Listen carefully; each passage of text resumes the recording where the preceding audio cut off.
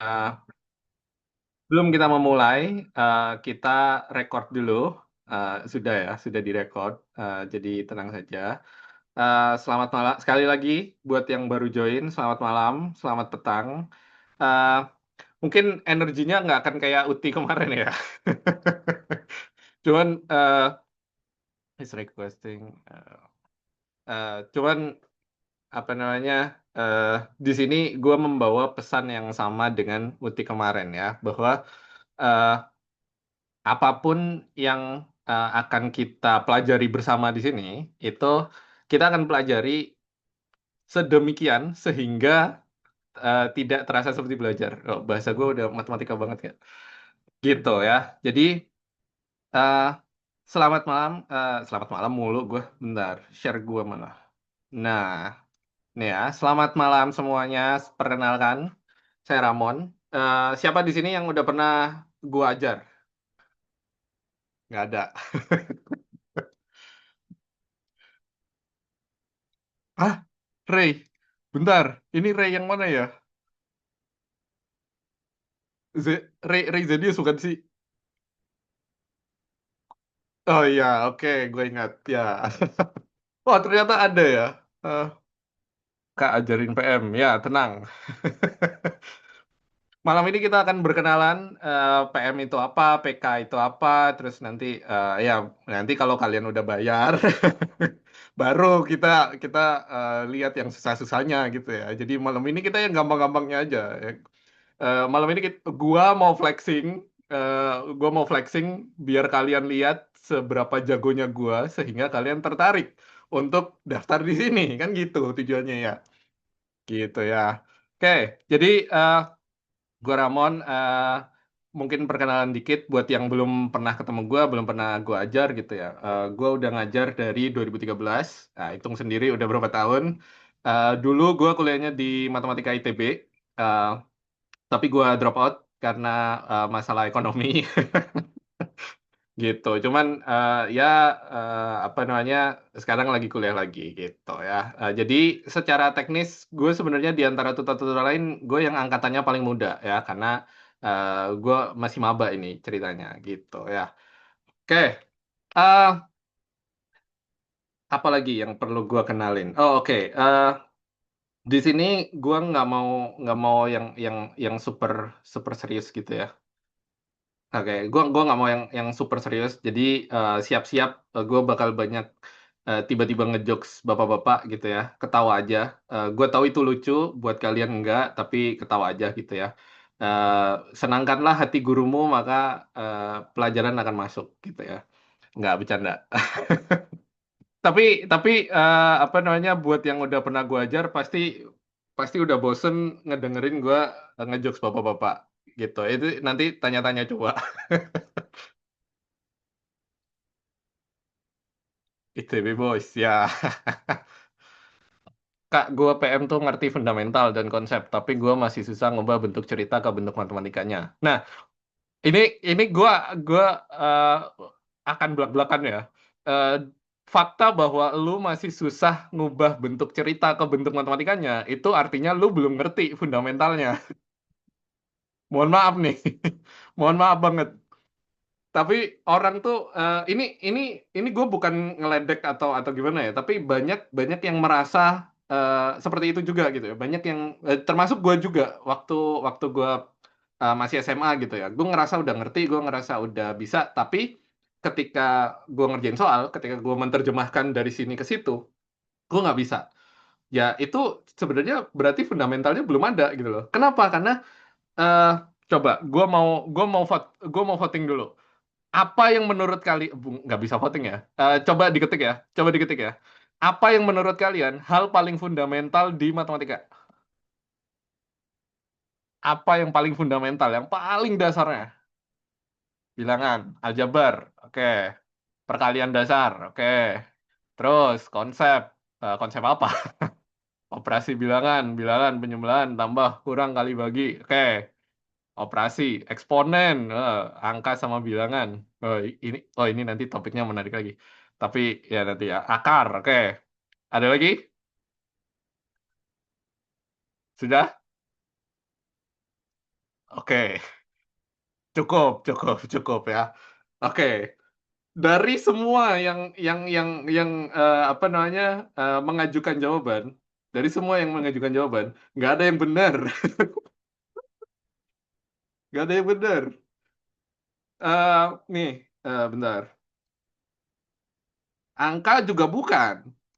Angka dan bilangan tuh bukan fundamentalnya loh. Ya itu dasar, tapi bukan bukan bukan yang apa namanya bukan yang fundamentalnya banget gitu. Yang paling fundamental dalam belajar matematika itu adalah shh, bentar, ini jelek banget.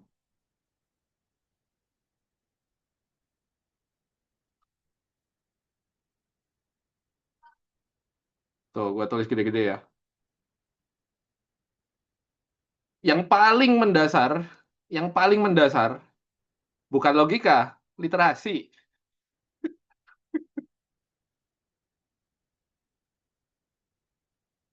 Ih, kenapa literasi yang paling mendasar? Karena sebelum sebelum lu bisa ngerjain, sebelum lu bisa eh, menghubungkan konsep ini ke sana, itu ke sini gitu ya. Yang paling pertama harus lu lakuin adalah bisa dulu baca. Dan bukan hanya hanya bisa membaca ya, tapi ngerti apa yang lu baca gitu ya. Contoh, contoh, ini contoh dulu ya. Eh, kita kita zoom, bukan ke muka gua. Eh, Bentar. Nah, ya. Jadi yang bentar. Jadi contoh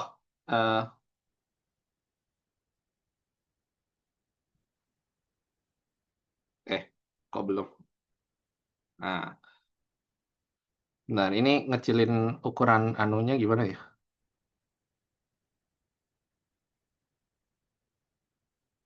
Bentar. Kita semakin terhighlight kalau matematika itu serem. Nah, itu salah juga ya. Enggak sih, enggak salah sih. Semua orang berhak merasa serem. Cuman eh, akan kita sebentar. Gue share-nya begini deh. Eh, kelihatan nggak sih? Enggak ya. Nah, oke. Oke, ya. Nah, kalau gini lebih enak. Jadi, contoh dulu ya. Contoh apa yang gue maksud dengan literasi? Apa yang gue maksud bisa bacanya dulu.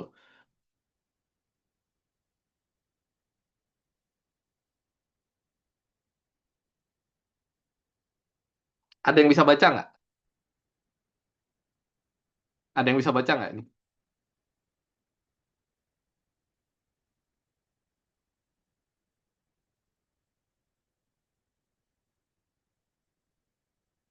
Lalu, suara gue terputus kah? Enggak ya? Oh, enggak. Oke. Ada yang bisa baca nggak?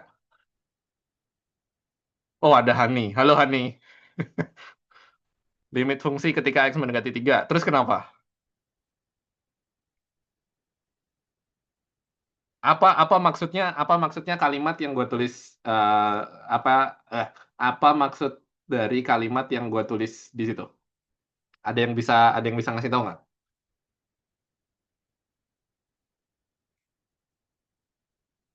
X diganti 3. Maksudnya limit tak hingga. Nggak ada tak hingga di situ. Ini ya. Jadi ketika kita baca, oke, ini ada yang rada panjang nih. Limit fungsi X mendekati limit fungsi X mendekati 3 untuk fungsi X kuadrat sama dengan 9. Artinya limit atau batasan nilai X adalah 3. No, no, no, no, no. Jadi gini, eh, ketika kita melihat kalimat ini gitu ya, pastikan kalian ngerti dulu notasinya. Pastikan kalian ngerti dulu bahasanya gitu ya. Jadi anggap matematika itu sebagai bahasa. Bahasa yang punya aksara sendiri, yang punya sintaks sendiri, yang punya aturan gramatikal sendiri gitu ya. Kalau kalian bisa ngerti bahwa matematika itu adalah bahasa, ini jadi bisa dibaca. Ini kalau kalau gue yang baca, ketika X-nya di sekitar 3, X kuadratnya di sekitar 9. Cara bacanya kayak gitu. Ketika X-nya di sekitar 3, X kuadrat di sekitar 9. Jadi matematika itu eh, bahasa yang merangkum sekian panjangnya kalimat menjadi notasi yang sependek itu. Kok sekitar? Sekitar. Sekitar. Kenapa bisa sekitar? Konsep limit itu sekitar. Konsep limit itu sekitar. Ini Kak, begitu ada yang nanya kenapa bisa sekitar, gue tahu guru kalian ngajarin limit itu salah.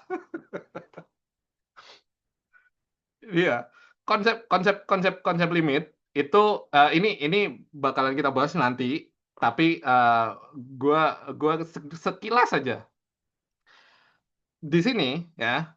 Ini kan ada tulisan lim ya, ada tulisan lim.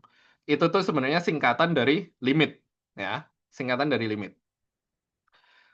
Jadi kalau misalkan dibaca persis seperti apa yang ada di situ, itu bacanya limit x menuju 3, x kuadrat sama dengan 9. Jadi kalau dibaca persis seperti itu, begitu. Ketika diterjemahkan menjadi bahasa Indonesia, ketika diterjemahkan menjadi bahasa Indonesia, bacanya harusnya X di sekitar 3, ketika X di sekitar 3, X kuadrat itu di sekitar 9. Limit itu apa? Nah, belajarnya nanti.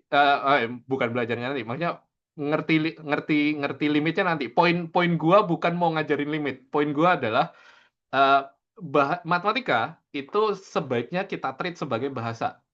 Sehingga ketika kita eh, melihat ini sebagai bahasa, kita tinggal baca, maka kita akan mengerti. Makanya gue bilang tadi, eh, skill paling fundamentalnya itu adalah membaca, literasi. Ketika lu bisa baca matematika, 50% masalah itu udah selesai. Bingung, oke. Kalau kalau bingung, gue pakai contoh lain. Gue pakai contoh lain. Ini mungkin contoh yang lebih sederhana ya. Eh, kita coba.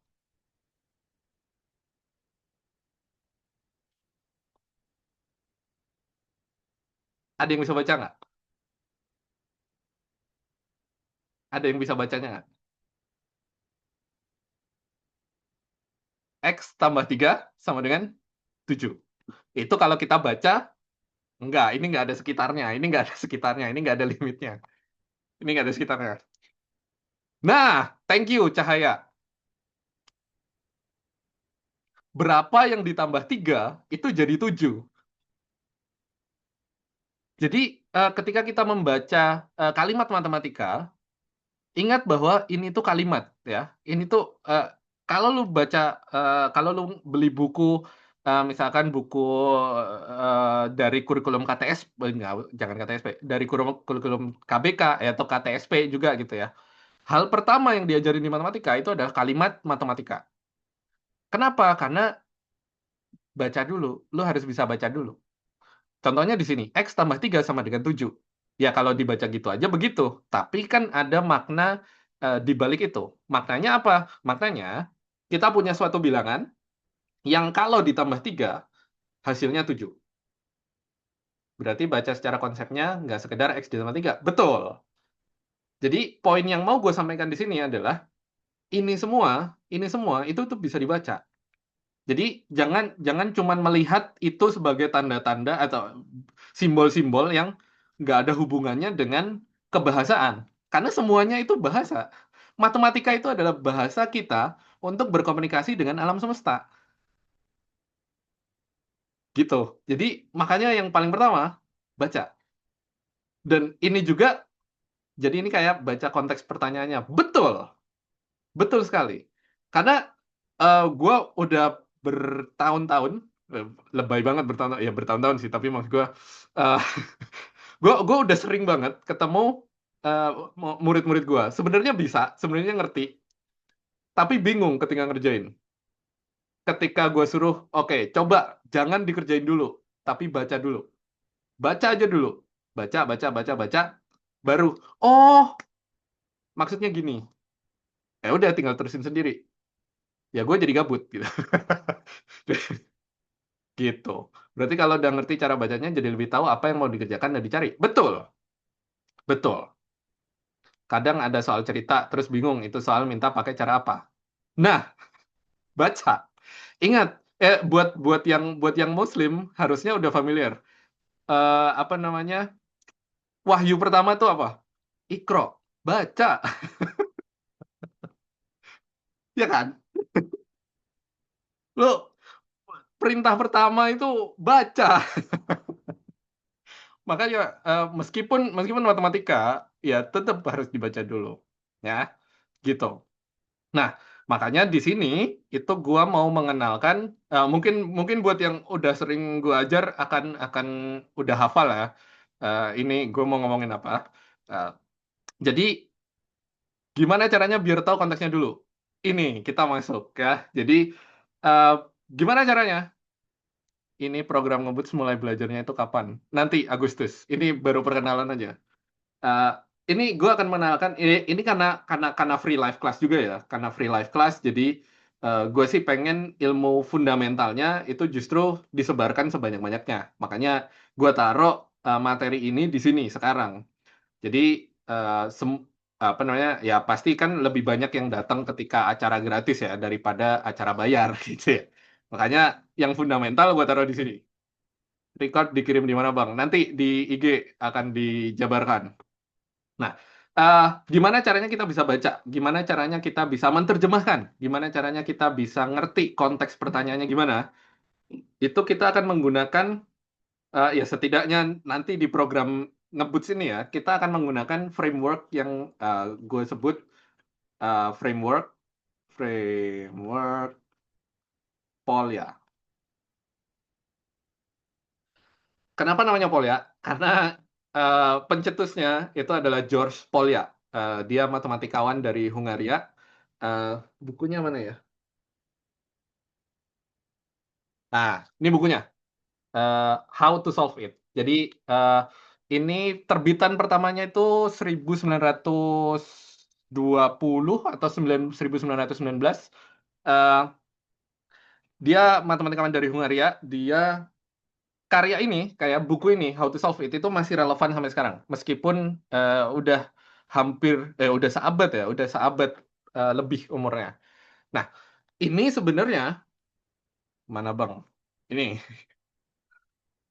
nggak ke filter. Hey, hey. Ya cari aja di Google namanya judul bukunya How to Solve It. Eh, ini sebenarnya metode ini framework Polya ini sebenarnya udah diajarin dari zaman dulu kala juga di Indonesia gitu ya. Termasuk gua dulu mendapatkan materi ini meskipun nggak dikasih nama dulu ya. Eh, mungkin ada yang familiar setelah gua menuliskan 4 kata berikut ini.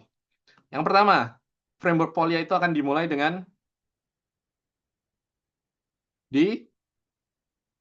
diketahui. Yang kedua, ada yang bisa nebak? Setelah diketahui, kita nulis. Ya, betul. Yang ketiga, dijawab. Ya, dijawab. Yang keempat, jadi. Bukan. Dikerjakan. Enggak, dikerjakan ada di dijawab. Dievaluasi, betul sekali. Dievaluasi. Atau di ya dievaluasi deh boleh. Dievaluasi. Ya, jadi framework ini 4D ini itu adalah buku apa tadi guys yang hijau-hijau? How to Solve It. Gua ketik di sini ya. How to Solve It, George Polya. Nah, eh, 4D ini itu adalah jalan hidup matematikawan ya. Jadi gua harapkan kalau kalian bisa menerapkan ini, masalah PKPM kalian selesai. Ya nggak serta merta selesai, tetap harus latihan. Cuman Kalau kalian rajin mengikuti mengikuti apa namanya mengikuti framework ini, niscaya perjalanan matematikanya akan lebih mudah,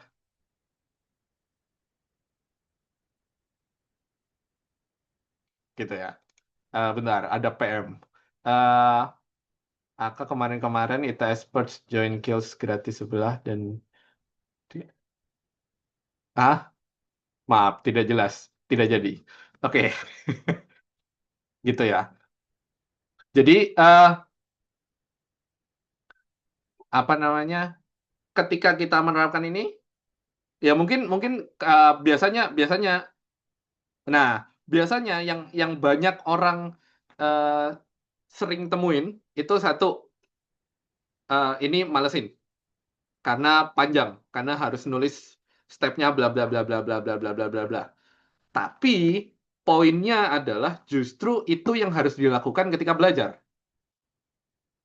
Ketika lu belajar, lu harus apa namanya nulis cara tuh ya sepanjang-panjangnya. Biar apa? Biar lu ngerti celahnya ada di mana, terus apa namanya materi apa aja yang relevan, yang tidak relevan itu apa aja gitu ya. Sehingga ketika ujian kalian nulisnya nggak sepanjang itu, gitu ya. Ini yang makanya kalau kemarin dengerin Uti ya, Uti bilang kita di sini nggak akan ngajarin cara cepat, ya betul karena di sini yang akan gua ajarin adalah cara yang lambatnya. Kenapa yang lambatnya yang gua ajarin? Karena kecepatan tiap orang kan beda. Satu. Kedua, kalau mau ngejar cepet, ya semua orang apa namanya bisa cepet, tinggal seberapa banyak aja latihannya gitu ya. Nah, jadi intinya 1, 2, 3, 4 ini. Diketahui, ditanya, dijawab, dievaluasi. Meski panjang, tapi ini tuh membantu buat nge-breakdown apa yang kasih soal sama yang diminta soal. Jadi nggak salah paham. Betul sekali. Ya, awal-awal, awal-awal, gua nggak mau nutup-nutupin juga ya. Gua nggak mau bohong juga. Awal-awal akan terasa panjang, akan terasa sangat panjang. Apalagi lagi belajar, lagi suntuk, terus, aduh harus nulis diketahui, harus nulis ditanya, harus nulis dijawab. Tapi kalau lu tekun melakukan itu, rajin, 2 bulan, 3 bulan, nggak perlu nulis lagi, udah bisa ngerjain. Pegang omongan gua. Kalau ini gue berani ngejamin. Gitu. Sampai sini gua pause dulu. Ada pertanyaan nggak?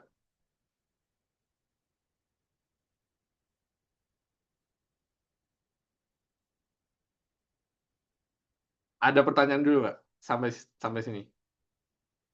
Biar kebiasaan juga. Betul, biar kebiasaan. Ini kan mumpung SNBT UTBK berikutnya kan masih setahun ya.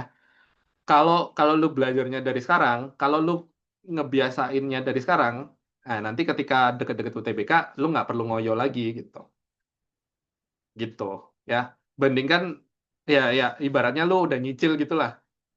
Kalau lu tumplekin blek di 3 bulan sebelum SNBT ya bisa nggak? Ya bisa aja, cuman kuat apa enggak gitu. Cara nerapin di PM-nya bingung Kak. Nah nanti kita akan lihat gimana cara menerapkan framework ini. Tapi gimana Kak untuk biar cepat ngerjain dalam waktu 1 menit dalam UTBK? Nih, eh tips biar cepat. Mikirnya yang cepat. Ini ya, apa namanya? eh kalau kalau kalau yang lu kejar adalah cepat, lu nggak perlu ngerjain dengan bener, men. Misalkan pilihan ganda udah cap cip cup langsung dapet. Tapi tapi kan bukan itu yang gua mau. Yang gua mau di sini adalah lu ngerti apa yang lu lakuin, lu ngerti apa yang lu lakuin di matematika, sehingga ini bermanfaat bukan hanya di matematika. Karena yang diajarin di matematika itu bukan cuma masalah ngitung, tapi juga gimana lu mikirnya sistematis dan terurut gitu loh. Yang mana ini ya akan kepake di banyak hal lain gitu loh. Intinya belajar matematika tuh bukan belajar ngitung ya. Kalau kalau lu tanya gue, bang matematika kepake nggak di dunia nyata? Kagak. Lu siapa sih orang lagi kerja terus tiba-tiba ditanya, rumus rumus luas jajar genjang apa ya? Kagak ada, kecuali lu kerjanya jadi guru gitu, kayak gua. Baru ada yang nanya. Tapi kalau lu kerja di pabrik gitu, tiba-tiba pabrik apa ya? Misalnya pabrik semen gitu. Terus tiba-tiba ada yang nanya, eh rumus apa namanya rumus luas lingkaran setengah lingkaran apa ya? Nggak akan ditanya. Terus tiba-tiba ditanya, median dari data tunggal apa ya? Nggak akan gitu loh. Yang ditanya tuh apa namanya? Gimana gimana lu berpikir, gimana lu menyusun argumen, itu semua kepake gitu. Nah, nanti eh, setelah ini segmen berikutnya kita akan melihat bagaimana cara penerapannya ya. Efek belajar PK dan PM ke otak apa Bang Ramon? Kasih contoh di kehidupan sehari-hari dong. Gua nggak nggak hanya akan memberi contoh di kehidupan sehari-hari, gua akan kasih pengalaman gue sendiri. Jadi background gue, kuliah gue matematika, matematikanya matematika murni lagi, bukan bukan matematika terapan, matematika murni. eh, Terus pada suatu hari, gue gua dapat kerja di sebuah pabrik, pabriknya pabrik garmen. Buat yang nggak tahu garmen itu apa, eh, pabrik garmen itu pabrik apa namanya masalah kain-kain lah. Ngejahit, terus bikin baju yang kayak gitu-gitu. Nah, gue dapat kerja di pabrik garmen. Di pabrik garmen itu, ya namanya pabrik, skala produksinya gede. Jadi nggak ada ceritanya beli beli kain cuma semeter 2 meter, kagak ada. Beli itu 1 ton, 2 ton, beli itu 100 roll kain gitu. Jadi jadi apa namanya ukuran volume produksinya itu gede-gede semua. Nah, karena uh, nature-nya produk yang gue kerjain itu adalah produk souvenir. Jadi yang gue kerjain tiap hari itu tiap hari, tiap bulan, tiap project itu beda-beda. Kadang kadang gue ngerjain baju bayi, kadang gue ngerjain buff, kadang gue ngerjain bando, yang mana pola kainnya eh, lu pada pasti tahu kan, orang kalau kalau kalau ngejahit itu kan nggak langsung jadi gitu kan ya. Pasti kan di kainnya dibikin pola dulu, terus digunting, terus baru disatuin gitu kan. Pernah ngelihat pola pola pola jahitan kan? Pola apa namanya pola yang dipakai penjahit di kain itu kan? Kan bentuknya bentuknya nggak masuk akal. Lu bikin celana, celana tuh bentuknya tabung, tapi polanya tuh begitu. Jangankan celana, bando yang kelihatannya simple itu tuh polanya nggak persegi loh. Polanya tuh nggak persegi panjang loh. Nah, bentuk-bentuk itu bentuk-bentuk yang lu nggak pernah temuin di kelas juga. Karena gue yang megang proyeknya, jadi gue yang harus ngukur kebutuhan bahan. Gimana caranya gue ngukur kebutuhan bahan? Ketika gue ngukur ngukur apa namanya luas dari polanya aja gue nggak bisa tuh bukan bukan bukan gue physically nggak bisa atau gue nggak ngerti cara ngitungnya. Gue ngerti cara ngitungnya, cuman nggak praktis karena gue di lantai produksi men. Nah terus gimana caranya gue ngukur luas ini? Karena luas luas pola ini kan nanti akan berpengaruh ke banyak kain yang gue beli, banyak kain yang harus gue sediakan. Yang gue lakukan adalah, oke, eh, dulu gue di matematika belajar apa?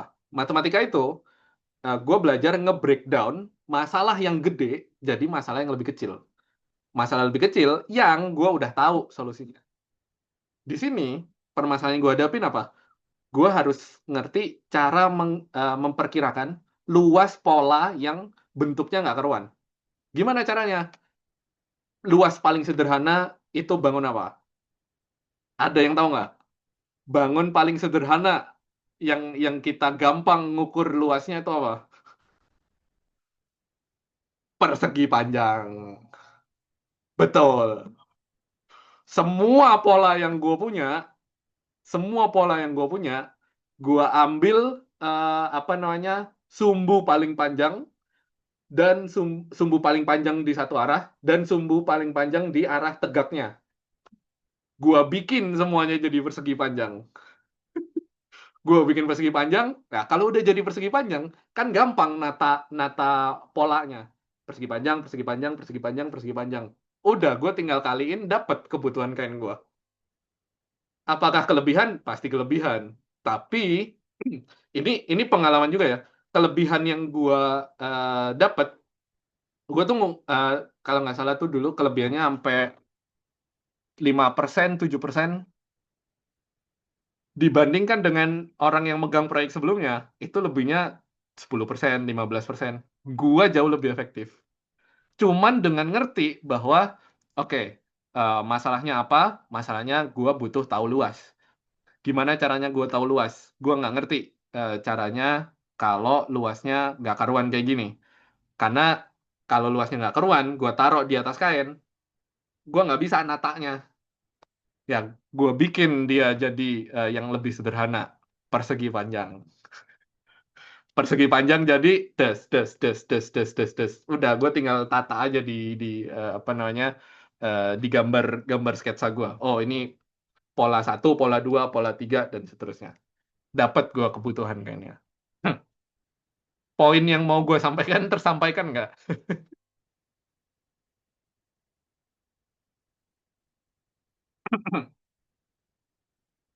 Tersampaikan ya. Gue harap tersampaikan. Jadi, eh sorry, belajar belajar matematika itu ya kalau kalau kalau kalau ditanya ini bakal kepake nggak di dunia nyata? Ini bakal kepake nggak? Nggak. Kemungkinan besar nggak kepake. Apalagi kalau lu nggak di dunia pendidikan gitu. Cuman yang kepake, yang akan selalu kepake adalah bagaimana kita berpikir matematis gitu. Yes, cara berpikirnya gitu. Oke, gitu ya. Mantap, sampai sini mantap.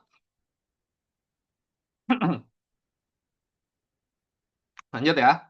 Oke, kita ke segmen berikutnya. Di sini gue udah mengenalkan framework Polya.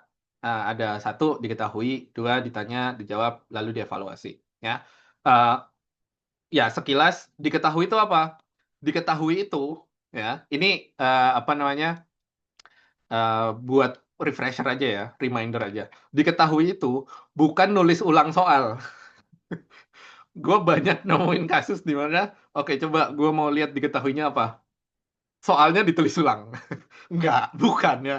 Tidak seperti itu. Nulis diketahui itu bukan nulis ulang soal. Biar dapat umpan nulis. Tidak ada. UTBK nggak ada umpan nulis. Ya, jadi diketahui itu, uh, diketahui itu adalah lu menuliskan apa yang diberitahu oleh soal, apa yang disediakan oleh soal, gitu ya. Jadi ibarat kata nih, ibarat kata, bentar, gua geser-geser ini dulu. Pakai warna warna apa ya? Pakai warna hijau deh. Jadi diketahui itu kita menuliskan bahan-bahannya, bahan dan alat. Jadi kalau kalau ini diibaratkan resep, diketahui itu lu nulis bahan sama alatnya. Apa yang dikasih sama soal? Soal ngasih, misalkan soal nanyain tentang luas. Nah, sama soal dikasih nggak apa namanya dimensinya? Kalau nggak dikasih dimensinya, dikasih nggak kelilingnya? Kalau nggak dikasih nggak bentuknya, dikasih nggak patokan-patokannya, kayak gitu ya. Jadi diketahui ini bukan hanya sekedar oh ini di soal bilang ini kita tulis lagi, enggak ya. Tapi apa sih yang bisa kita dapat dari soal apa adanya gitu, gitu ya. Dan bukan hanya apa yang tersurat, tapi juga apa yang tersirat, gitu ya. Kayak misalkan lu dikasih data, datanya data tunggal, terus ujung-ujungnya ditanya modus berapa.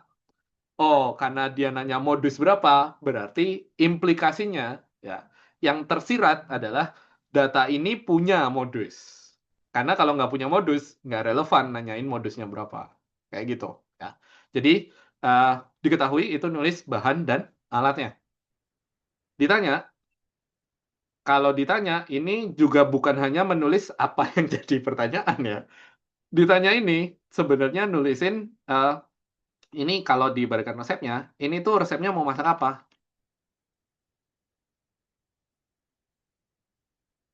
Ini tuh mau masak apa? Apa sih yang sebenarnya ditanyain? Kayak misalkan eh, siapa di sini yang gap year atau udah kelas 12? Banyak nggak? Banyak ya? Oke. Nah, pasti pasti ketika latihan soal pernah ketemu eh, model pertanyaan soal yang pernyataan satu, pernyataan pernyataan dua dong. Ya nggak? Ya. Siapa yang paling males ngerjain soal kayak gitu?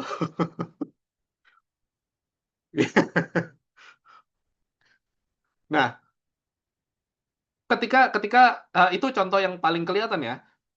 Di model soal pernyataan satu dua ya, pertanyaannya itu bukan apa yang dikasih tanda tanya di situ.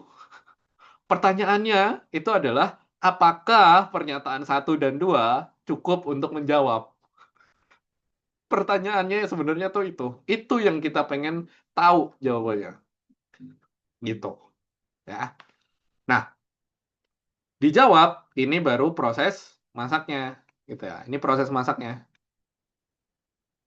BTW, kalau ada pertanyaan-pertanyaan administratif dan teknis, kayak misalkan biayanya berapa, dapat kelasnya berapa banyak, itu nanti tanya aja di chat. Boleh di tag CS-nya ya. Kita punya CS sekarang, customer service, CS Ngeboots. Nah, itu orangnya. Ya, nah balik ke sini. Jadi dijawab ini adalah proses masaknya. Dari mana kita bisa eh, tahu proses masaknya gimana? Biasanya kan tadi juga udah ada beberapa orang yang bilang biasanya bingung harus ngapain setelah ini. Nah, biasanya karena setelah nulis diketahui, nulis ditanya, pas mau nulis dijawab, ini diketahui sama ditanya nggak dilihat lagi. Cuman sekedar nulis aja. Biasanya begitu. Ayo, coba ngaku. Siapa yang udah nulis diketahui ditanya terus udah didiemin aja? Pasti banyak. Nah, nah, untuk bisa apa namanya? Untuk bisa ngerti proses masaknya kayak gimana, lu tuh harus lihat lagi bahan apa yang lu punya, alat apa yang lu punya, lu mau masak apa. Ini koneksiin. Nah, baru lu ngerti proses masaknya gimana. Contohnya, lu punya bahan ikan sama kecap gitu. Terus mau masak apa? Mau masak ikan bakar kecap gitu. Terus lu bingung, aduh gimana ya caranya gue bikin oseng-oseng tauco? Ya nggak nyambung gitu loh. Nggak nyambung gitu loh. Coba lu lihat, lu punya apa? Oh punyanya ikan ya, jangan masak tauco gitu. Jangan jangan kepikiran masak tauco gitu. Lu punyanya kecap yang nggak usah masak yang nggak pakai kecap. Nggak. Bang yang nggak ngerti itu kadang alatnya. Nah, ini nanti akan kita lihat contohnya ya setelah ini. Terakhir, dievaluasi. Nah, dievaluasi, habis masak, jangan langsung dikasih orang gitu ya. Dicicipin dulu gitu ya. Cicipin dulu kurang apa, apakah kurang kasih sayang,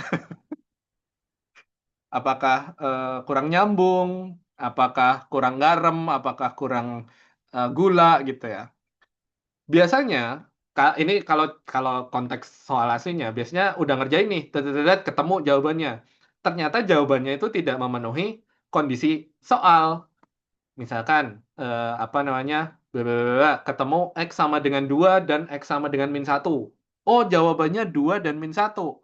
Padahal di awal udah dibilang X-nya bulat positif. Ya, kalau gitu kan kurang garam gitu ya. Gitu, nggak nyambung jadinya ya. Nah, itu sekilas tentang penjelasan masing-masing D-nya. Di sini gua mau menawarkan, ya. Di sini gua mau menawarkan mau pakai soal dari kalian atau mau pakai soal yang udah gua siapin. Eh, Numpang nanya Bang, cara baca ini gimana ya Bang? Bacanya X di antara A dan B, eksklusif. Soal lu Bang. Oke. Ya, padahal gua ngarepnya pakai soal kalian. Ya udah, pakai soal gua ya. Oke, pakai soal gua. Sebelum kita kita lihat soalnya, kertas sama alat tulis udah tersedia?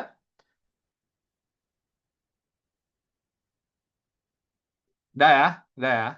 Oke, kita salah salah. Eh, eh, maaf. Eh, keke- maaf ya, kan ada katro. Nah, siap ya? Ada rekaman nggak, Kak? Ada. Nanti dibagi. Oke, ini soal pertama. Gua kasih 2 menit. Dimulai dari sekarang. Coba kerjain dulu.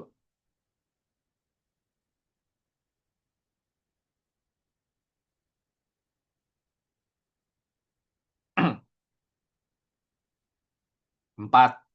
Salah. Langsung jawab 4, udah langsung salah.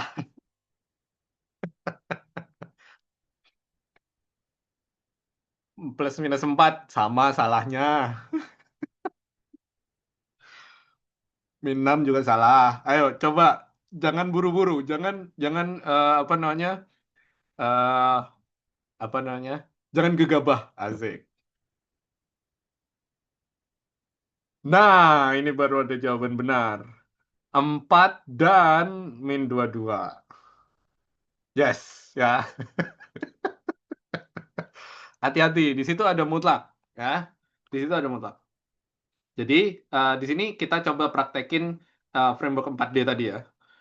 Kita kita praktekin framework 4D. Ih, bentar, ada susah. Pertama, gede banget sih. Nah, oke, pertama, diketahui. Eh, Diketahui. Apa yang kita ketahui di sini? Pertama, ya. Pertama kita punya di sini bentuk mutlak. Kita punya nilai mutlak. Nilai mutlak itu apa? Nilai mutlak itu buat yang belum tahu ya. Mungkin ada yang kelas 10 di sini. Mungkin ada yang SMP. Eh, nilai mutlak itu adalah nilai yang dipositifkan. Ya, bukan dipositifkan. Mungkin lebih tepatnya nilai mutlak itu adalah harga. Ya, bedanya apa harga sama nilai? Harga itu tidak pernah negatif. Ya, jadi nilai mutlak itu nilai yang tidak pernah negatif. Nah, jadi kalau di sini konteksnya gimana? Ini mutlak X plus 9 itu adalah apa yang tersurat. Yang tersirat berarti kita punya dua kejadian. Ya. Kita punya dua kasus. Kasus yang pertama. Kasus yang pertama itu ketika X plus 9-nya positif, maka ya dia tidak berubah. Kan sudah positif, tidak negatif. Berarti tidak apa-apa. Tapi kalau X plus 9-nya negatif, apa yang harus kita lakukan pada bilangan negatif biar dia jadi positif? Kita apain? Kita kita positifkan. Ya, gimana caranya? Kita ya kita kalikan negatif. Betul. Ya, kita kalikan negatif. Dan ada kasus tersembunyi. Kalau X ini kan baru yang positif sama negatif. Gimana kalau X plus 9 ternyata nol? Ya kalau X plus 9 nol, ya dia tetap nol. Gitu ya. Jadi ketika kita em, punya nilai mutlak, itu kita bagi tiga. Kalau positif, dia tidak berubah. Kalau negatif, kita positifkan dengan cara dikali negatif. Kalau nol, ya ya udah nol aja gitu. Nah, sehingga ketika kita ditanya, nah, di sini kan kalau gue tanya nih, kalau gue tanya, pertanyaannya apa sih? Kan nggak ada tanda tanya di situ. Pertanyaannya apa? Tahu dari mana yang ditanya nilai X? Kan nggak ada kata-kata apapun di situ. Ya, di sini sebenarnya ini eh, pertanyaannya pertanyaan implisit atau pertanyaan yang tersirat gitu ya. Nggak ada gunanya kita cuman dikasih kalimat ini terus nggak disuruh ngapa-ngapain gitu kan ya. Nah, ini jelas yang ditanya adalah X-nya berapa gitu ya. Nah, lalu kita lihat tiga dijawab. Nah, gimana cara kita menjawab? Nah, kita lihat apa yang ditanya di sini. Yang ditanya adalah nilai X-nya. Yang diketahui, kita kita tahu di situ ada dibagi kasus. Oh ya udah, berarti ngerjainnya kita bagi kasus. Kasus pertama, kalau X plus 9-nya positif. Kalau X plus 9-nya positif, maka X plus 9-nya nggak berubah. Ini sama dengan 13. Ya, ini kita akan dapat X-nya 4. Nah, yang gegabah akan ngerjain ini doang. Yang tidak gegabah, dia akan ke kasus kedua gitu ya. Kasus kedua, kalau negatif. Nah, kasus negatif berarti dia dipositifkan dulu, kita kali negatif. Nah, gitu ya. Ingat, jadi ketika ini agak-agak miskonsepsi juga ya. Biasanya orang ngerjainnya mungkin di bimbel-bimbel di luar sana atau di YouTube, biasanya banyak yang ngasih penjelasannya kayak gini. Oh, X plus 9 sama dengan 13, artinya eh, X plus 9 sama dengan plus minus 13. Ini benar, tapi salah. Nah, gimana loh? Ini tuh secara hasil akhir benar. Hasil akhirnya benar, tapi secara konsep salah. Kenapa? Karena yang plus minus itu X plus 9-nya, bukan 13-nya. 13-nya nggak kenapa-napa. Oke? Ya. Nah, kita lanjut. Ini berarti kita tinggal distribusiin aja. Min X min 9 sama dengan 13. X-nya, min X-nya berarti 22. X-nya min 22. Ya. Kasus ketiga, ketika X-nya 0, itu tidak relevan. Kenapa? Karena di situ jelas nilainya nggak 0, gitu ya. Kalau misalkan X plus 9-nya sama dengan 0, ini kasus ketiga deh ya, 3. Nah, kalau misalkan sama dengan 0, berarti kan nanti jadi 0 sama dengan 13.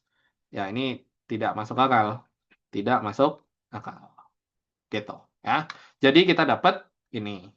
Nah, langkah terakhirnya, mau nanya ini sampai jam berapa? 20.30. Eh, langkah terakhirnya kita cek ulang. Ini kalau dimasukin ini, masuk akal nggak? Masih memenuhi nggak? Memenuhi. Gitu ya. Begitu juga ini, masukin. Memenuhi nggak? Memenuhi. Ya. Jadi jawabannya ada dua. Ini sama itu. Sampai sini, ada pertanyaan? Bang, bukannya sampai 2359? Enggak.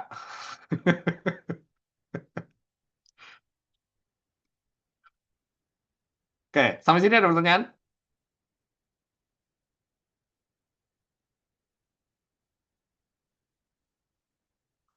Aman ya?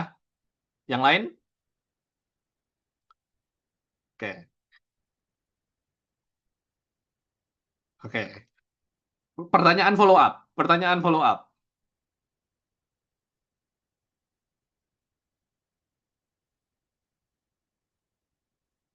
Jelasin makna nilai mutlak dan dipakainya buat apa aja, Bang. Makna nilai mutlak tadi adalah nilai yang selalu tidak negatif. Yang tidak pernah negatif. Ini sekarang aja ini.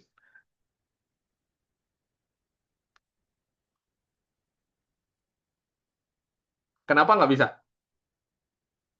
Kan sama aja sama yang tadi. Cuman beda ini min 13 aja. Min 4 dan 22. Salah. Nilai mutlak selalu positif kan? Tidak. Nilai mutlak tidak selalu positif. 9. Salah. Kembali ke definisi mutlak. Apa tuh definisi mutlak?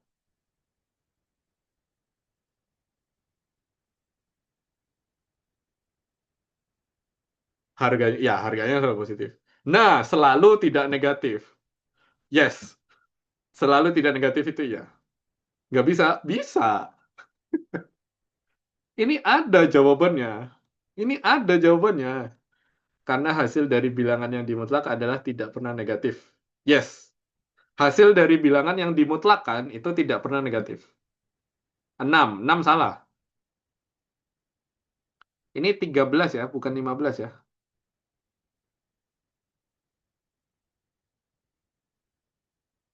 Nyerah? Gak ada jawaban nggak sih Bang? Ada, jawabannya ada.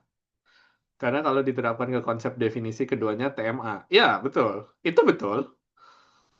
4 salah, min 4 salah, min 22 salah, 7 salah, min 1 salah. No solution. Ada, solusinya ada. Mau nyerah atau mau mau dibahas? Tak terdefinisi? Enggak terdefinisi kok. Pakai definisi aja. Pakai definisi aja. Gong, ya. Tahingga enggak dong. Kalau tahingga jadi gede. Gue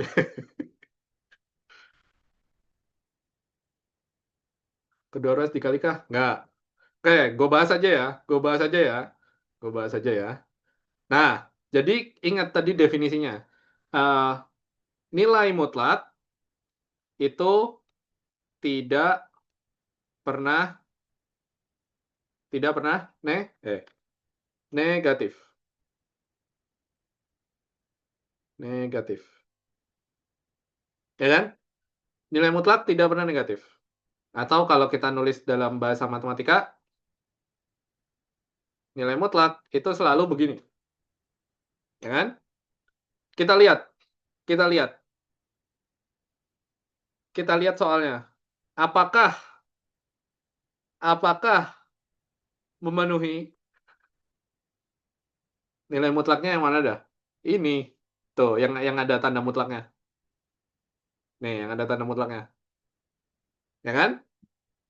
Kan udah apa namanya? Definisi nilai mutlak itu kan nilai mutlak itu tidak pernah negatif.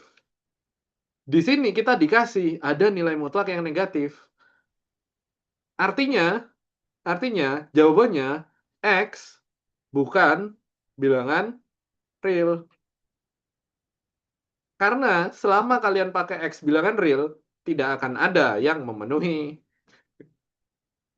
Jadi kalau dibilang tidak ada jawaban, itu adalah jawaban ya. Ingat, botak itu gaya rambut. Ya, jadi jawabannya adalah tidak ada X yang memenuhi, gitu ya. Bukan tidak ada jawaban ya. Ada jawabannya. Jawabannya adalah tidak ada X yang memenuhi. Beda ya. Oke, oke ya. Kita kembali ke definisi ya. Gue ulangi sekali lagi. Kita kembali ke definisi. Nilai mutlak itu tidak pernah negatif ya. Jadi apapun yang dimutlakin nggak mungkin negatif. Di sini kita dikasih kok nilai mutlak hasilnya negatif. Ya berarti jawabannya tidak ada yang memenuhi gitu loh. Karena X bilangan real apapun dimasukin ke sini pasti hasilnya tidak negatif. Ya. Kalau nggak ada jawaban gimana Bang? Ada jawabannya. Jawabannya tidak ada yang memenuhi. Gitu ya. Oke. Untuk soal yang ini ada yang mau protes? Gitu ya. Lah tadi yang pertama boleh min 22. Iya, yang pertama boleh min 22. Memang boleh. Yang tidak boleh negatif, bedakan ya. Yang tidak negatif itu adalah nilai mutlaknya.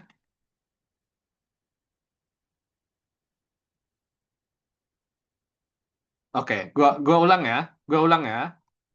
Gua ulang dari mutlak eh, X plus 9 sama dengan 13. Ini ya. Ini mutlak X plus. Untuk mempermudah, kita pakai kotak. Mutlak dari kotak itu 13. Ya. Definisi nilai mutlak itu adalah nilai yang tidak pernah negatif. Jadi, kalau yang di dalamnya, nah ini ya, jadi nilai mutlak itu nilai yang tidak pernah negatif. Nulisnya seperti ini. Nah, jadi ketika ketika kita punya nilai mutlak, kita kan punya macam-macam nilai. Kotaknya kan bisa berapa aja. Bisa 23, bisa 3,14, bisa 1 juta, bisa 2.333 gitu kan ya. Bisa minus 567 gitu kan. Terserah, bisa berapa aja. Sehingga agar kita mendapatkan sesuatu yang tidak pernah negatif, kita perlu utak-utik dulu. Utak-utiknya gimana? Kita bagi kasus. Kita bagi kasus. Kasus pertama, kalau kotaknya, kotaknya udah positif.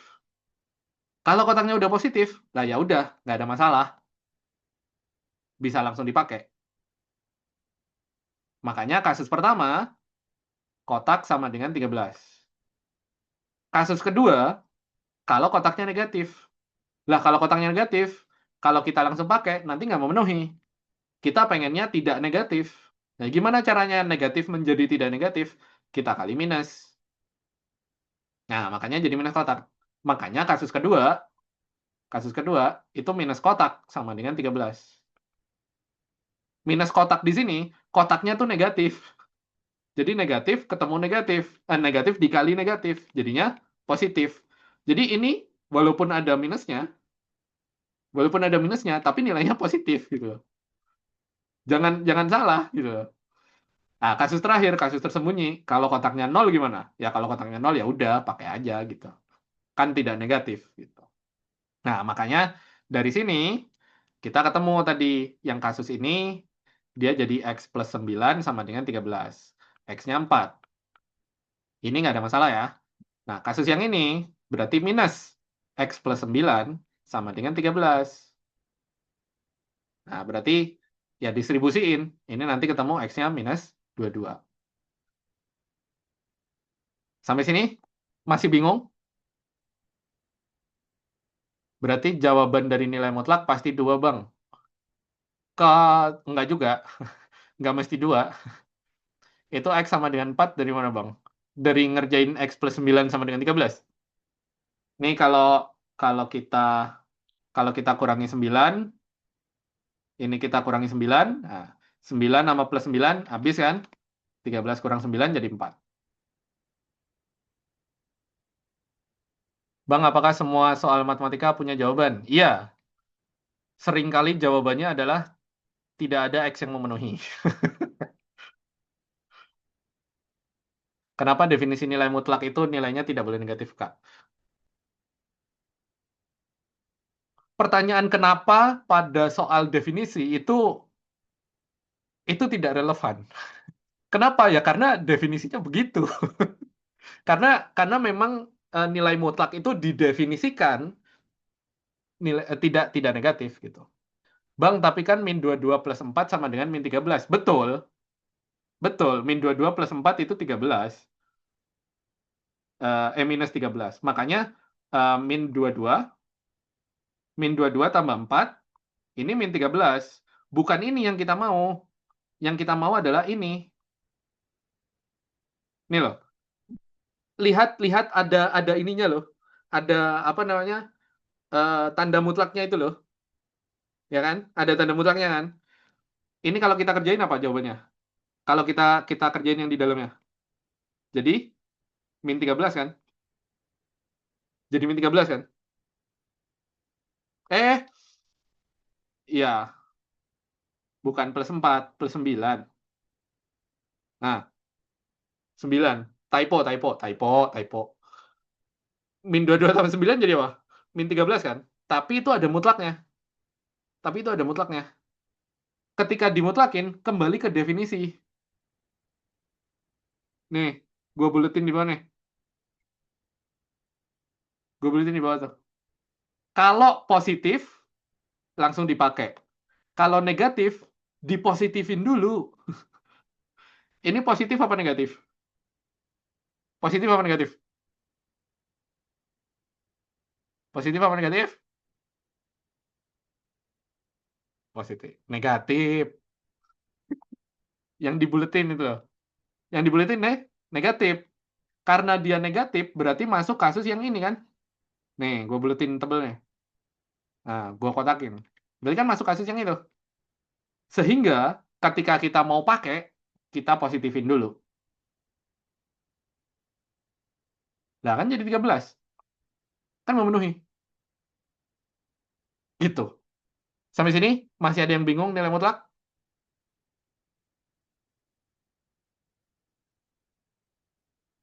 Aman ya? Aman ya?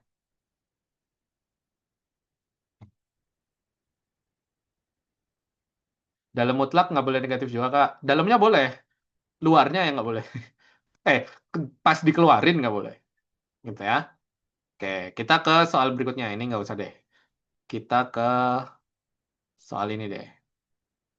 Nah, ya. Ini, ya ini soal PM nih. Ini soal PM nih. Ini soal PM. Yang masih bingung nanti nonton recordingnya aja. Oke, ini kita ke soal berikutnya dulu. Ini tujuan kita di sini bukan ngerjain soal sampai ketemu jawabannya. Tujuannya di sini adalah eh, membiasakan menggunakan framework Polya 4D itu tadi ya. Oke, coba ini dikerjain dulu pakai framework Polya. 2 menit. Lihat hasil recordingnya di mana ya. Nanti nanti dibagi di IG. Eh, eh, kakak kakak CS, tolong.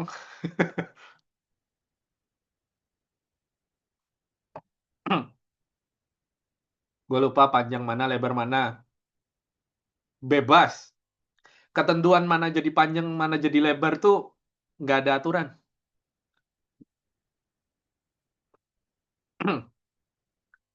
Dua-duanya bisa dipakai jadi panjang, dua-duanya bisa dipakai jadi lebar. Coba kerjain dulu.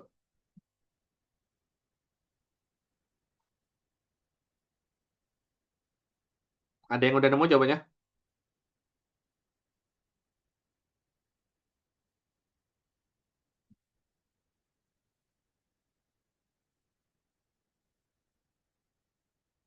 30 salah.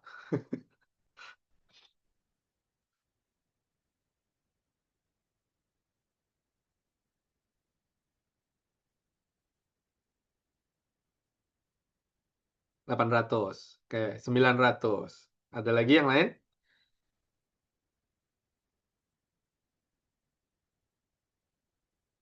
Soalnya mana ya? Di layar.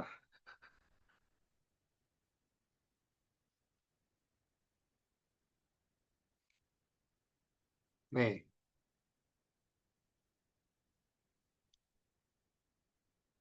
800. Oke. Oke, cukup. Cukup. Ada yang nyari nilai X-nya nggak? Ada yang nyari nilai X-nya dulu nggak? Oke. Selain selain Awa ada nggak yang nyari nilai X-nya dulu? Cing, Farhan, Aca, masukin rumus habis itu cari X. Oke. Oke, Beraberi juga, L juga. Oke. Nah, ini pentingnya kita menggunakan 4D ya. Ntar gua ketawa dulu. Aduh, seneng gua. Nah, pertama diketahui. Ayo, apa yang diketahui dari situ? Coba, ayo kita bareng-bareng. Diketahuinya keliling, oke. Keliling 120. Selain itu, selain keliling, panjang sama lebar. Panjangnya berapa, lebarnya berapa? Panjang 2 kali lebar ya. Panjang sama dengan 2 kali lebar. Terus, apa lagi yang diketahui?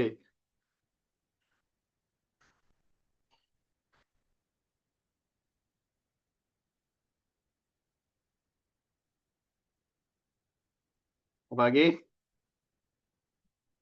Udah, itu aja. Itu gambarnya nggak dipakai. Tadi ada yang nyari X-nya. Ya, kita bagi kasus lah ya. Bisa bisa jadi panjangnya X kuadrat min X min 16, lebarnya X plus 12, atau bisa jadi kasus kedua, panjangnya X plus 12, lebarnya X kuadrat min X min 16. Kan gitu ya. Bisa bisa bisa yang mana aja. Ingat, jangan percaya mata. Ya, jangan percaya mata. Oke, yang ditanya. Ditanya apa? Ditanya apa? Luas. Oke, gitu kan ya? Oke, dijawab. Oke, sekarang dijawab. Gimana caranya kita menyusun proses berpikir ketika kita ngerjakan, ketika kita menjawab? Coba lihat apa yang ditanya. Yang ditanya apa? Luas kan? Ya, yang ditanya adalah luas. Rumusnya luas apa? Rumusnya luas persegi panjang. P kali L. Oke, P kali L. Nah, P dapat dari mana, L dapat dari mana? Itu yang kita mau cari tahu, ya kan? Kita lihat di sini, oh ini ada P sama L. Ada P sama L lagi nggak? Ada P sama L lagi nggak? Betul, ada di keliling. Keliling itu kan 2 kali panjang tambah lebar. Sama dengan 120. Ya kan? Kalau kita bagi 2, ini kita bagi 2, berarti panjang tambah lebar adalah 120. Ya kan? Dari informasi yang ini, kita tahu panjangnya itu 2 kali lipat lebarnya. 2L sama dengan L. Berarti 3L adalah 120. Maaf, maaf, maaf, maaf. 120 per 2. Nah, berarti 60. Maksud gue gitu. Belum selesai nulis. Ini buru-buru banget. Tanda-tanda. Berarti berarti 3L-nya 60 gitu ya. Berarti L-nya berapa? L-nya 20. Berarti P-nya berapa? 40. Berarti luasnya bisa dicari nggak? Bisa. 40 kali 20. 4 kali 8, 4 kali 8. 4 kali 2, 8. Kali 10 kali 10. Informasi ini penting nggak? Nah, siapa yang nyuruh nyari X? Siapa yang nyuruh nyari X? Tidak ada. Kalian inisiatifnya terlalu inisiatif. Gampang kan? Gampang kan PM? Ya, jadi inilah seninya uh, apa namanya? Nanti nanti coba nonton recordingnya, ikutin logika berpikir gua. Apa yang gue lakuin di sini? Pertama, diketahui kita tulis semua yang semua yang diberikan oleh soal, ya. K-nya berapa, ketentuan P sama L-nya gimana, kemungkinan P sama L-nya apa, di situ ada 2 kasus. Ditanya luasnya. Nah, ini pas kita ngejawab, ini menjawab pertanyaan kalian tadi. Tadi kan ada yang nanya, biasanya suka stuck ketika menjawab. Nah, gue tadi berusaha untuk ngonekin kan. Pertama, ditanya apa? Oh, yang ditanya adalah luas. Luas rumusnya apa? Panjang kali lebar. Panjang dari mana, lebar dari mana? Balik ke diketahui. Oh, panjang ada di P sama dengan 2L. Di situ juga ada lebar. Butuh satu lagi. Dari mana? Dari K, dari keliling. Oh, dari keliling kita punya itu. P tambah L sama dengan 60 ujung-ujungnya. Ya, gabungin informasinya. Kita dapat panjangnya berapa, lebarnya berapa. Nggak perlu nyari X. Itu informasi yang irrelevan. Kak, kenapa kelilingnya dibagi 2? Biar duanya hilang. Kalau gitu, Bang, harus paham konsep dulu kan, Bang? Paham konsep keliling misalnya. Betul.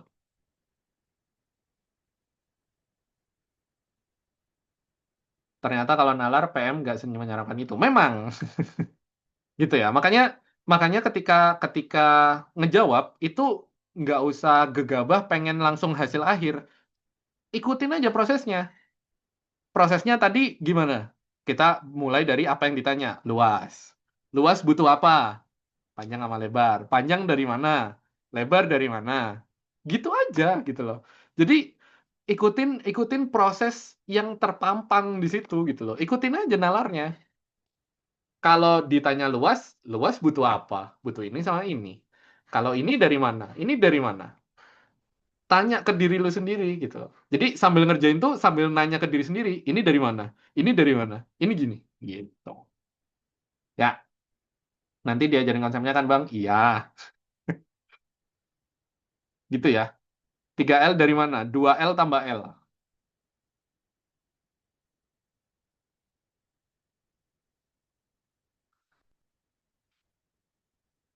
Bang, kenapa P-nya 40?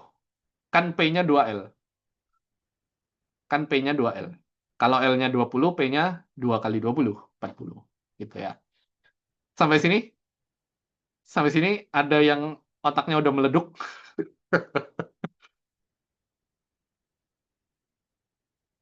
Aman ya? Aman ya? Bang, nanti kelasnya dari nol kan? Dari 16 Agustus kalau nggak salah. Ya, ya, ya, ya, dari nol, dari nol. Maaf kakak CS. Gitu ya, gitu ya. Kenapa 120 dibagi dua? Ini biar duanya hilang. Biar dua yang ini nih. Biar dua yang ini hilang. Kak lihat soalnya. Nah, nih. Takut banget langsung tiba-tiba gini. Ini masih yang gampang.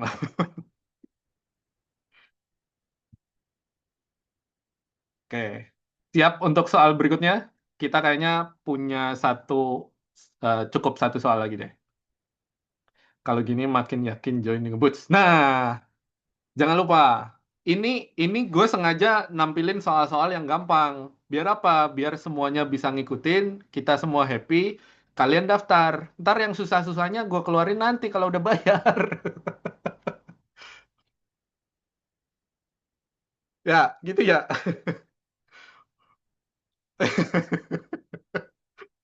Fair dong, fair dong. Kalian bayar, gue kasih yang susah gitu kan.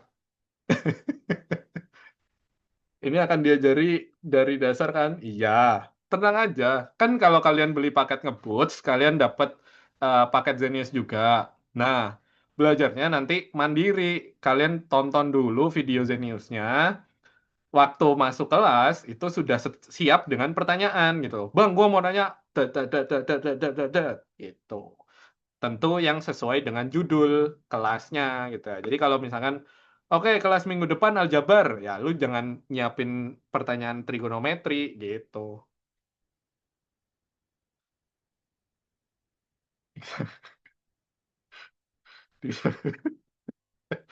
Gitu ya. Cara enjoy matematika gimana, Kak? Gimana ya? Kerjain aja sih. eh Nanti juga akan nemu sweet spotnya di mana. Karena kalau lu nanya gue, ya gue nggak eh gimana ya? Gue suka matematika, tapi ada bagian-bagian yang gue kalau bisa nanti nanti dulu gitu loh. Kayak misalkan geometri, geometri itu gue males karena gue tuh kecerdasan spasialnya rada-rada kurang gitu loh. Makanya gue kadang kalau geometri nanti dulu deh, mikir dulu gitu. Ini konsep kuliah. Dosen ngasih PPT nanti di kelas dijelasin. Iya, jangan percaya gambar. Weh, ada Amru, betul. Jangan percaya mata. Bang, dulu abang jago matematika, berapa banyak soal yang dikerjain? Oh, udah nggak kehitung kok.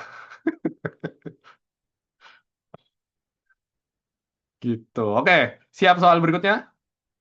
Gue scroll dulu. Mana sih? Oh, di samping nih. Ini dia. Siap ya? Eh, nih soal berikutnya. Ayo bang, kasih pilihan ganda di Zoom. Ini pilihan ganda polling ya. Polling mana sih? Ini dia. Ya, tapi harus bikin dulu. Ya udahlah, nggak usah lah. Pollingnya di chat aja lah. Bang, belajar matematika malam bikin ngantuk. Gue nggak ngerti harus komen apa.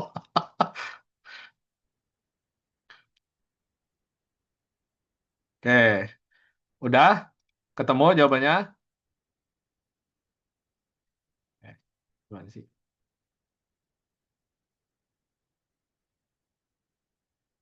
Nah, ketemu jawabannya. Ada yang A, ada yang B, ada yang C, ada yang D, A, B, C, D. Ayo, jawabannya yang mana? A, B, C, D. Cukup, cukup, cukup, cukup. Ditutup, ditutup. Ya, sudah. Angkat pensilnya. Jawabannya adalah B.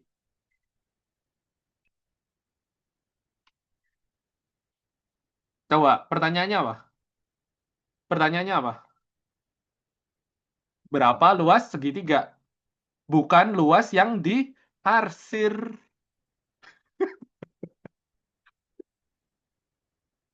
Tuh kan, pentingnya 4D.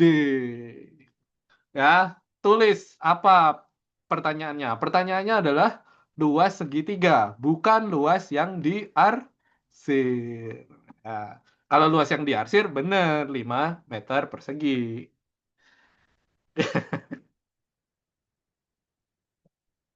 Aduh. Seneng gua nih kalau begini nih. Pentingnya pahami bacaan, betul ya. Makanya skill pertama adalah baca ya. Gimana kerjain kalau diarsir bang yang dicari? Ya luas segitiga kurangi luas perseginya. 6 dikurangi 1 gitu ya. Oke. Oh, kayaknya masih bisa satu lagi nih. Ini deh. Eh, ini deh. Ini. Nah, ayo. Nih, coba kerjain. Berapa ini?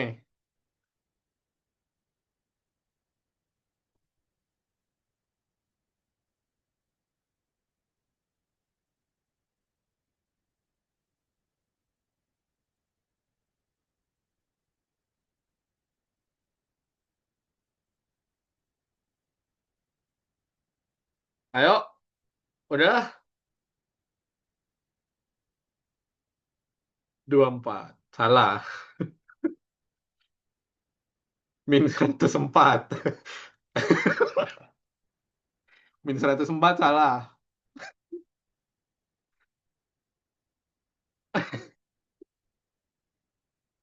-208 salah. Jawaban yang benar adalah -40.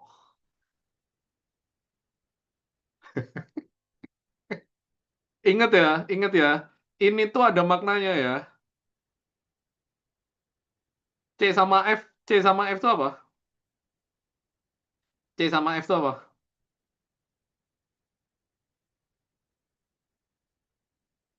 Coba. Bukan Kelvin. Kelvin pakai K. Kelvin tulisannya gini lagi.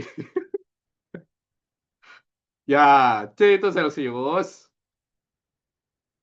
F itu Fahrenheit. Ya, Fahrenheit. Ya. Nah, ini eh, layer layer tersiratnya banyak banget karena di sini lu harus tahu dulu ukuran derajat Celcius itu apa, ukuran derajat Fahrenheit itu apa.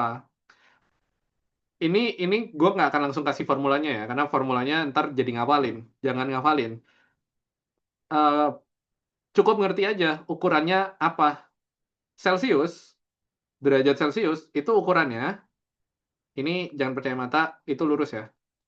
derajat Celcius itu dari 0 sampai 100. Kalau derajat Fahrenheit itu dari berapa sampai berapa?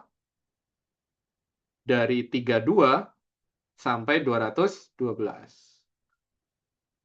Jangan tanya gue, Bang, kenapa dari 32 sampai 212? Jangan tanya gue, tanyanya ke Fahrenheit. Dia habis makan apa? Dia kok bikin skala kayak begitu gitu. Ya, itu salahin Fahrenheit. Ya. Nah, dari sini, dari sini sebenarnya kita tinggal pakai skala gitu loh. Ini skalanya 100. Ini skalanya 180. Kenaikan 1 derajat di Celcius itu sama dengan kenaikan 1,8 derajat di Fahrenheit. Ya kan? Ya dong. Sampai sini ngikutin ngikutin nggak? Ngikutin dulu nggak?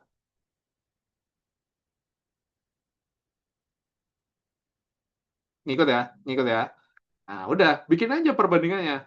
100, 100, ini 180 gitu. Kita diminta apa? Min 40 kan? Min 40 ini nggak tahu X gitu. Ya kan? Ya udah pakai perbandingan biasa aja. Eh, ini kita balik ya. Min 40 per 100 sama dengan X per 180. Kaliin 180. Kali 180 kali 180. Ini habis. Ini tinggal 10 bagi 10. 10 bagi 10.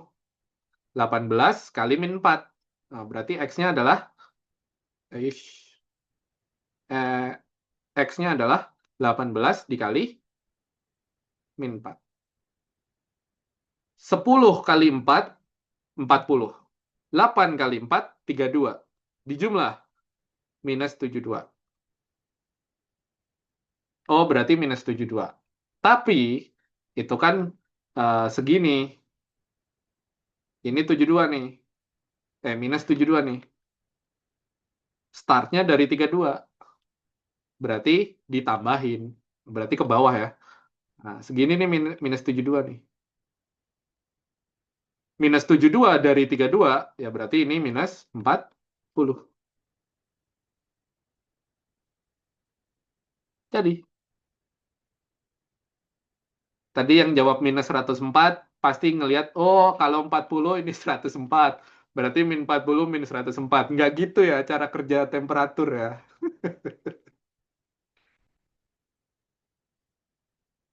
Oke. Sampai sini? Aman ngikutin? Ya ini kalau ditulis diketahui ditanyanya, gue serahin ke kalian ya. Diketahuinya apa, ditanyanya apa. Cuman ya gitu. Wah nanti kalau ada LBI, ada anomali suhu gini, udah gampang. Gitu ya. Kayak mana Bang? Tebak-tebakan berhadiah. Eh ikan. Nggak. Bercanda. Oke, ini uh, gue akan nunjukin, tapi nggak harus dikerjain ya. Nggak harus dikerjain. Gue cuma mau nunjukin aja. Kalau ada yang bisa ngerjain, bagus. Kalau tidak ada, ya udah nggak apa-apa. Nanti kita belajar. Ya ini buat buat apa namanya? Ya kalau mau di PR-in, terserah lah. Ini jawabannya gampang.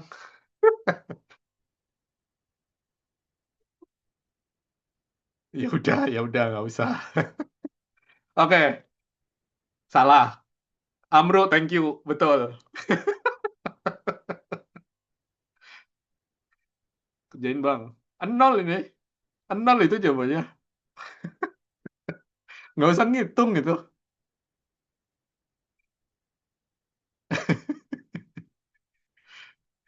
Feeling. Enggak, bukan feeling. Kok bisa? Nah, itu kita kita kita tunggu jawabannya di kelas kalkulus program ngeboots ya. Nanti jawabannya nanti. Daftar dulu baru gua kasih tahu jawabannya. Jangan di gatekeep Kak. Enggak, kalau ini gue mau gatekeep.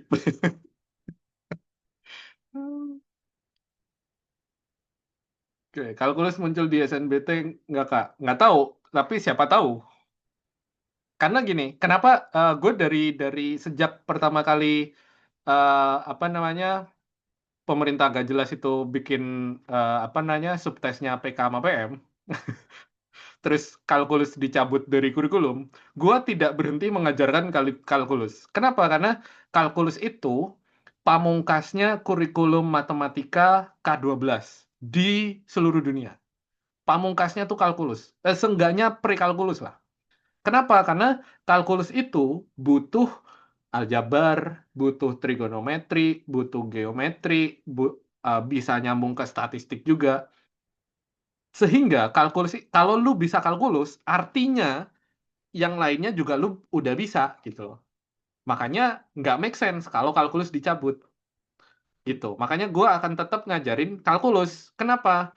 Karena penting untuk lu bisa merangkai apa yang udah lu dapet. Ngerangkainya di mana kalau bukan di kalkulus? Karena cuman kalkulus yang merangkai sekian banyaknya subdisiplin di matematika gitu. Kak, Bang Ramon ngajar TKA kah atau ganti-gantian sama Bute? Oh, jawab tanya ke CS ya. Ya udah. Karena nggak ada variabelnya kan ya, Bang? Ya,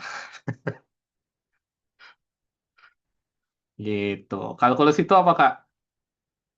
Kalkulus itu adalah subdisiplin matematika yang mempelajari tentang perubahan. Nah, di UTBK ada kalkulus nggak, Bang? Baru gue jawab. Guys, kalian wajib daftar sih. Ya, asik. Thank you, Amru, sudah dipromosikan. Gitu ya. Eh, tenang aja. Semua akan diajari, of course, dari paling dasarnya ya. Dari logika, matematika, terus merangkak ke bilangan, ke aljabar, geometri, pengukuran, statistik, terus kombinatorik, itu nanti semuanya akan ada gitu ya. Materinya semua sudah tersedia dalam bentuk video di zenius.net. Jadi kalau kalian daftar ngeboots, itu udah dapat paket Zenius. Materinya semua udah ada di situ. Jadi nanti di live class tinggal pertanyaan aja gitu ya. Tinggal mengkonsolidasi apa yang kalian udah tonton dan kerjain gitu. Ya, skill paling penting buat UTBK apa Kak? Kuat baca. Serius, serius gue nggak bercanda. Kuat baca. Kalau lu kuat baca, aman lah. Kalau kalau harus 800 ya itu kembali ke skill masing-masing ya. Tapi seenggaknya ngerjainnya nggak bingung gitu loh. Kalau bisa baca kalkulus di program sekarang atau intensif ya Bang? Lihat nanti. Begitu ya teman-teman. Nah, karena sudah 4 menit, kita sudah di penghujung acara. Jadi ini ada pesan sponsor. Bukan malam biasa, itu periode minggu ini doang ya. Eh, sorry, sorry. Di periode minggu ini doang, itu ada kode promo bukan malam biasa. Tapi pendaftarannya dibuka sampai 16 Agustus ya. Nanti live kelasnya itu seminggu akan ada 4 kali yang merangkum empat dalam tanda kutip ya, 4 subtes ya. Ya PKPM digabungin, nggak usah jadi dua, materinya sama. Terus bahasa Indonesia, bahasa Inggris sama PO. Eh, gitu ya. Eh, ya, gitu. Jadi 4 kali seminggu, semuanya kita akan pakai edaran-edaran terbaru ya. Kan kementerian sekarang udah dipecah jadi 3, terus jadi bikin bikin skema skema ujian baru lagi gitu ya. Jadi kita akan ngikutin yang ter-up to date dari pemerintah gitu ya. Tenang aja, semua materinya tapi kita jamin masih relevan meskipun apa namanya? Meskipun tidak direkam baru-baru ini gitu ya di zenius.net. Tenang aja, semua itu sudah eh, terancang sedemikian rupa untuk membantu kalian belajar gitu ya. Mungkin akan terkesan rada aneh ketika baru pertama kali belajar mandiri nonton video di Zenius gitu ya. Tapi dari alumni-alumninya kalian bisa nanya, pasti eh, gua rasa lebih dari 90% itu pasti jawab suka nonton video di Zenius karena senagih itu gitu ya. Terus nanti juga bakal ada grup belajar, rekaman kelas juga dikasih, bakal ada free class juga kayak misalkan sesi sesi tanya jawab, terus konsultasi dan lain sebagainya gitu ya. Untuk masalah harga, ya itu baca sendiri.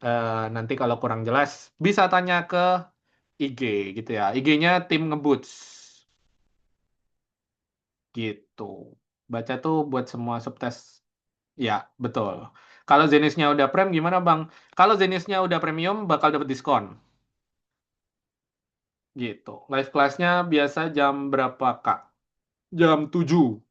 Selalu jam 7 malam ya, karena eh, tutor-tutor di sini kebanyakan punya kerjaan di siang hari dan pagi hari gitu ya. Jadi kita live kelasnya malam doang. Kak, tahunnya typo, ada 2024. Oh, itu karena nggak kelihatan. Ini sebenarnya ada +1 di sini. Nah, tuh ada 2025 itu sebenarnya. Eh, gitu ya. Bang, akun Zenius di ban ya? Iya. Ke Zenius di Zenius Edu sekarang ya. Bukan Zenius Education lagi. Zenius Edu. Ada lagi pertanyaan nggak? Oke, kalau tidak ada pertanyaan lagi, itu ada link dari CS ya. bit.ly /ngeboots SNBT 2026. Ayo, daftar, ketemu sama gua. Ntar soal-soal yang mantep-mantep gua keluarin, kita bahas. Pokoknya sampai kalian ngerti, gitu ya. Eh, tenang aja, soal-soalnya pasti akan cocok dengan kalian, gitu ya. Kok bisa ke band bangkrut? Oke, sampai ketemu lagi di waktu yang akan datang. Gua harap kalian semua daftar biar kita bisa ketemu lagi. Ya, dadah, bye-bye, sampai ketemu lagi.